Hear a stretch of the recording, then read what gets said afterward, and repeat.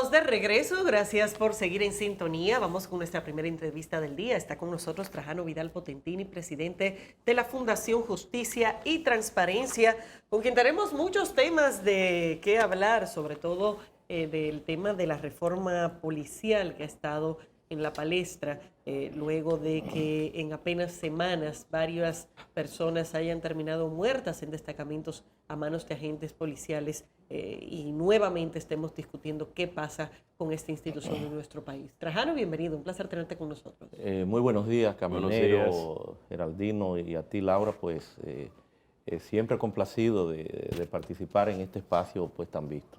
¿Qué vamos a hacer con la Policía Nacional?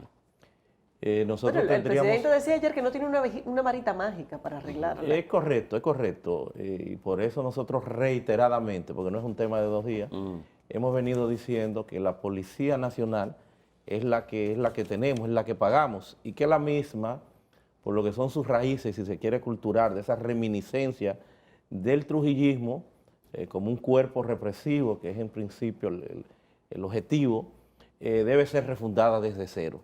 Nosotros hemos dicho que lo primero que debería hacerse es la demolición de ese edificio y erigir allí pues un centro de constante capacitación moderno que responda pues a los tiempos presentes. Ahí hay estructura, o esa estructura persisten todavía túneles solitarias y otros aspectos propios de los tantos años que tiene esta edificación.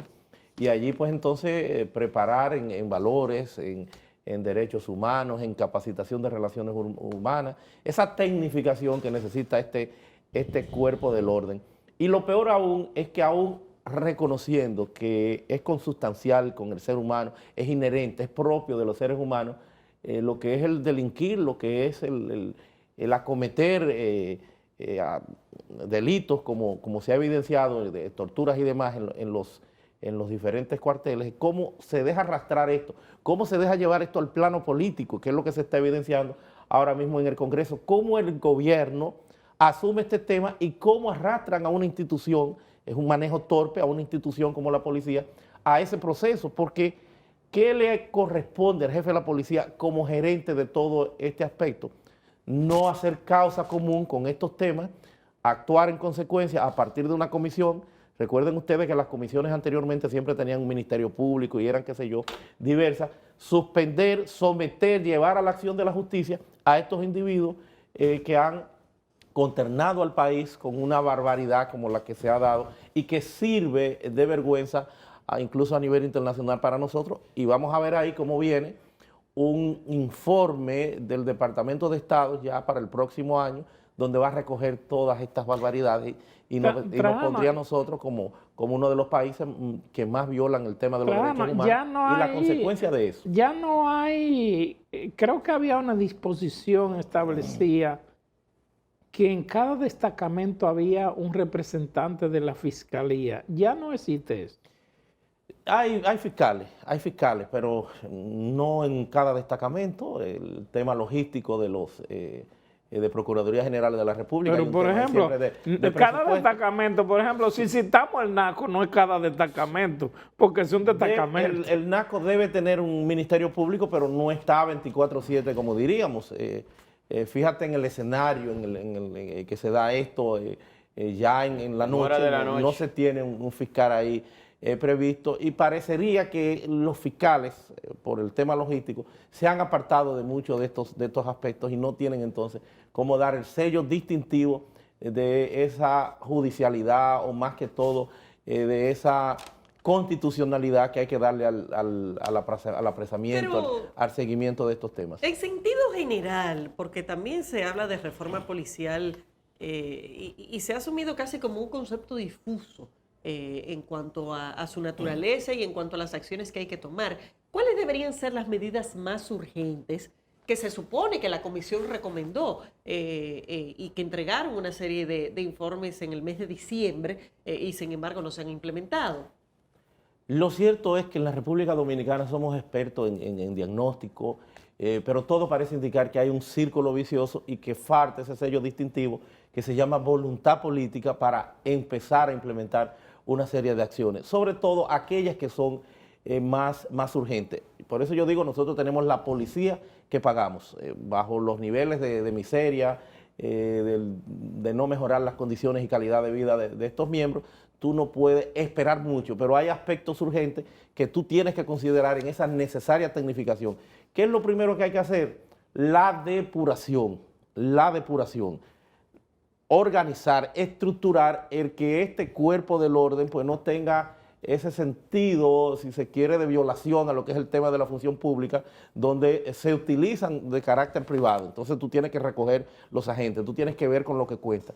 Una depuración, pero sobre todo la preparación, amén de una campaña sostenida y permanente de ese sello distintivo que se llama derechos humanos. Esa gente hay que educarlo, esa gente hay que prepararlo. Y en ese mismo proceso, lo que es ese ámbito, tiene que haber una línea, hay que ser menos policía y más gerente. Eso es lo que pasa. Esos son los aspectos que inmediatamente tú tienes que organizar, además también de la cero impunidad, de la cero tolerancia, que fue lo que debió haberse dado, no solamente en este caso, sino en lo que sucesivamente se vienen dando, que se registró en Santiago por un lado, en Ocoa, y ese largo rosario que vemos que las redes sociales pues nos sirven ese día a día, en algo que reiteramos es de naturaleza cultural. Cuando tú logres que no haya impunidad, que haya ese sentido que tiene el derecho penal en lo que es la prevención general negativa, ese disuasivo que se aplica en las leyes, porque no es que va a pasar, eso es un fenómeno social. Siempre se darán abusos, siempre aparecerán desaprensivos, pero tiene que haber un sistema, tiene que haber un esquema de consecuencias que mande ese mensaje a la sociedad. Frente a todo este escándalo que se ha producido con estas 3 muertes en destacamentos, en el último mes, habría que decir. Sí. El presidente reunió su gabinete y anunció 14 medidas protocolares para la Policía Nacional. En algunos casos, diputados de la oposición han advertido que eso no ha sido aprobado por ellos. Entonces, me gustaría conocer de una persona experta y conocedor si esas medidas se pueden hacer sin que el Congreso lo apruebe y qué otras medidas pudiera implementarse para nosotros tener, por lo menos, y avanzando en adecentar la Policía Nacional. Mira, en la República Dominicana tenemos una hiperlegislación. Estamos hablando de que posiblemente seamos uno de los países más legislados, donde todos los aspectos hoy por hoy pues se vienen abordando y están ya previstos, están considerados en leyes y por qué no hasta en decretos que también constituyen normas de un alcance general. Amén de ese sentido de convencionalidad que hoy por hoy pues nos brinda el Tribunal Constitucional de la República Dominicana y esa cohesión que hay con la materia de derechos humanos a nivel internacional. Entonces todo lo tenemos reglamentado, no hay necesidad de que el Congreso tenga que aprobar ninguno de los aspectos que se han planteado ahí, que debieron haber sido de naturaleza normal, permanente, y lo mismo haberse estado ejecutando.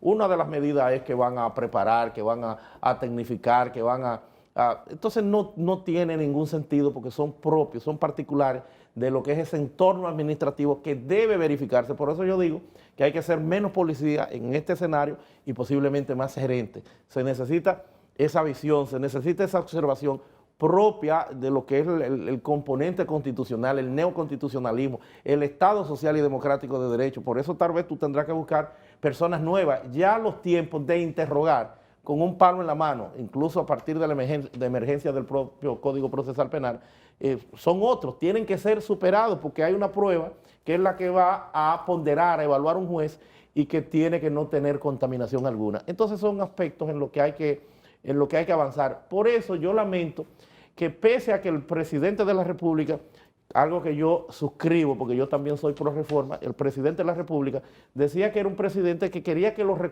recordaran en ese proceso, en ese espacio, en esa dinámica necesaria que implican la reforma. Pero viene con el mismo error que cometió posiblemente Danilo Medina cuando entrara al gobierno, que es el tema de se apartó de lo que fueran todos esos procesos de reforma a partir de las estructuraciones que habían, como era el CONARE, como era también el Comisionado de Apoyo a la Reforma y Modernización de la Justicia. Entonces se tiene que tener ese brazo que sí Leonel Fernández le dio mucho sentido. Si nosotros observamos las grandes transformaciones en la República Dominicana a nivel de reformas importantes, las pudo acometer Leonel Fernández sin trauma alguno, porque siempre integró a la sociedad, como fue, por ejemplo, el proceso de la reforma constitucional, pero tenía ese comisionado, tenía ese brazo jurídico que quitó Danilo Medina. Por eso, este gobierno que se precia o que ha planteado eso, lo primero posiblemente que debe hacer, y es una propuesta que nosotros hacemos desde aquí, es constituir una unidad coordinadora de reformas institucionales, en donde todos esos procesos se integre ahí y ya en un sentido, si se quiere, científico, se empiecen a discutir, se empiecen a analizar, a socializar aquellos temas que le quite ese componente político. Fíjate que por eso empiezan a fracasar los diferentes procesos de discusiones que vienen desarrollando, porque lo meten solamente en el escenario, en la mesa de los políticos, y los políticos tendrán que pensar en sus intereses. ¿Cuáles son sus intereses? Bueno, que no te pasen un 40%. ¿Cuáles son sus intereses? El mismo aspecto de la reelección, la habilitación. Entonces, hay muchos aspectos que van a tronchar esos necesarios procesos de reforma que debieron haber estado en manos técnicas, evaluándose, trabajándose, pero desde el gobierno, para desarrollar todos los aspectos que le corresponden. Fuera de cámara, tú nos hablaste de la posibilidad de que ese edificio que aloja a la Policía Nacional sea derribado y construirse un edificio, pero ¿en qué variaría eso? Fuera de cámara y en cámara. Ajá. Incluso lo planteé al principio. No, es una simbología de hacer un cambio. Por eso digo que es una refundación desde Es hacer cero. un edificio. Es un edificio, es dar un mensaje, un edificio que sea una especie, si se quiere, de homenaje a las víctimas caídas, y que el mismo sirva dentro de la misma Policía Nacional, que tendrán que buscarle otro escenario, otro espacio para lo que es su operatividad fuera del centro, pero que esto sirva para una universidad en derechos humanos, en seguridad pública, porque se necesita educación, se necesita conciencia. ¿Y la policía? Pero eso tiene suficiente espacio, porque eso tiene un parqueo delante y uno detrás que son más grandes que el Palacio de la Policía. Sí. Bueno, pudiera ser entonces una edificación, pero exacto. claro, lo que hay es que esa reminiscencia del trujillismo, por eso hablo de una necesaria simbología de dar ese mensaje, a eso que se le llama voluntad política, que vaya, este aspecto que es cultural, que se vaya desarraizando. El tema de los abusos policiales, sin embargo, no se está limitando al ámbito de la Policía Nacional como institución. Justo el Listín Diario señaló hoy que hace un mes exactamente del incidente que se presentó en el Canódromo, que se ha convertido no solamente en un problema de ciudadanos, en el sentido de que la retención de los vehículos y las dificultades para recuperarlos ya son un problema de una dimensión mayor, sino que ahí mismo a una autoridad constitucional, como el caso del Defensor del Pueblo, se le negó acceso y se llegó al maltrato. Entonces, ¿qué está pasando con el tema de estas instituciones de cuerpos de orden y ese sentido de autoridad que se está imponiendo de forma agresiva frente a la población y los ciudadanos, pero incluso frente a otros funcionarios apoderados para realizar funciones específicas? No hay dudas de que se trata de una cultura que se extiende no solamente a los miembros de la policía, sino a las demás autoridades militares en la República Dominicana. Desde luego, es más urgente, es más latente la policía,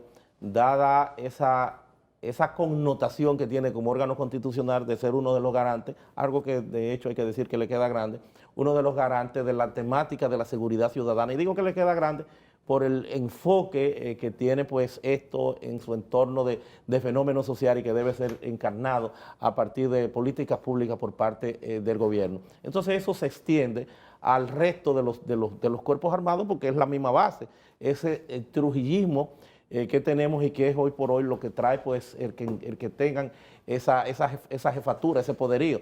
Pero no es tan preocupante, naturalmente hay que trabajarlo y hay que extender lo que sería la experiencia comparada de lo que se logra en la policía a esos demás institutos o esas demás instituciones en el orden de cuerpo armado. Pero en la policía es donde hay que hacer énfasis porque es el que tiene el contacto, el día a día, el tema de orden público con los ciudadanos, el que tiene esa presencia nacional que no lo vemos con la Marina, que no lo vemos con el mismo ejército y que no lo vemos incluso con la Fuerza Aérea. Entonces es en la policía que hay que hacer énfasis y extrapolar, llevar la experiencia, lo que se vaya logrando ahí, a esos demás institutos. Cuando yo hablo de la preparación en valores, en derechos humanos, en el sentido de lo que significa, lo que representa para los dominicanos la vida, los derechos humanos y todos estos procesos, es propio de eso.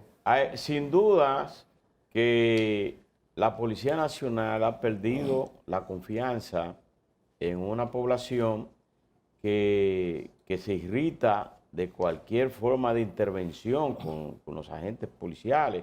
Y sin duda eso es innegable.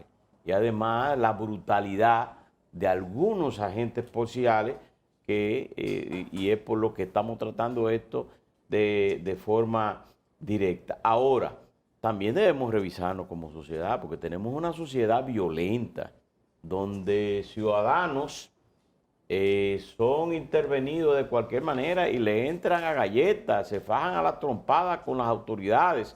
Pero también tenemos a ciudadanos que por el roce de un vehículo, un choquecito o el simple hecho del intento de casi un accidente, levantarse de ahí con una pistola, matar a otro, coger un tubo y romperle el vidrio o maltratar a los. O sea, tenemos que hacer algo en esta sociedad. Tenemos una sociedad completamente violenta. Desde luego hay que reconocer que hay una cantidad significativa de países que tienen mucho más niveles de violencia que nosotros.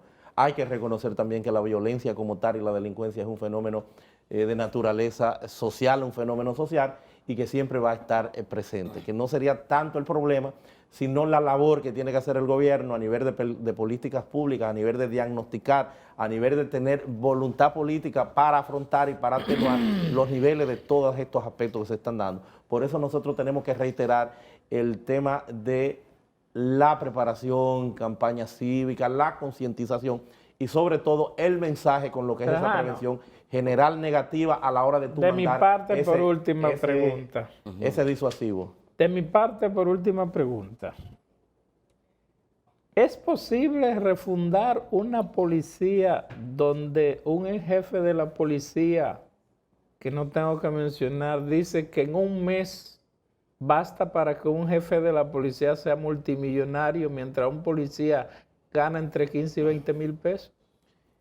No, es imposible. Por eso hablamos de un tema de cultura, por eso hablamos de que tiene que ser más que una reforma, una refundación y más aún ese necesario cambio de cultura. Personas que estén comprometidas, amén de esas pautas o de eso que ha anunciado pues ya el presidente de la República y que debieron haber tenido un carácter no reactivo como ha sido el proceso o rectórico, sino que eso tiene que estarse registrando como es el aspecto de las cámaras, la tecnificación, la preparación de lo mismo, el tema de un patrullaje estratégico. Todos son aspectos que deben ser propios de la naturaleza, de lo que serían estos cambios, estos avances que no solamente se traducen en leyes. Es un cambio, por un lado, de cultura, pero sobre todo de ese disuasivo y porque eso pasa en cualquier parte del mundo, lo que es la comisión, lo que es corrupción policial, eso es propio de cualquier parte. Es el esquema, es el sistema de consecuencias, que cuando se haga algo se va a mandar el mensaje, se van a someter a la acción de la justicia, se van a suspender, pero aquí lo que acostumbramos es a darle 3 palmaditas y simplemente trasladar el problema, el mal, a otro escenario, porque lo que hacen es que se trasladó la dotación policial en esa oportunidad. Trajano, muchísimas gracias por tu participación. Señores, despedimos a Trajano Vidal Potentini, presidente de la Fundación Justicia y Transparencia. Vamos a una pausa, enseguida volvemos.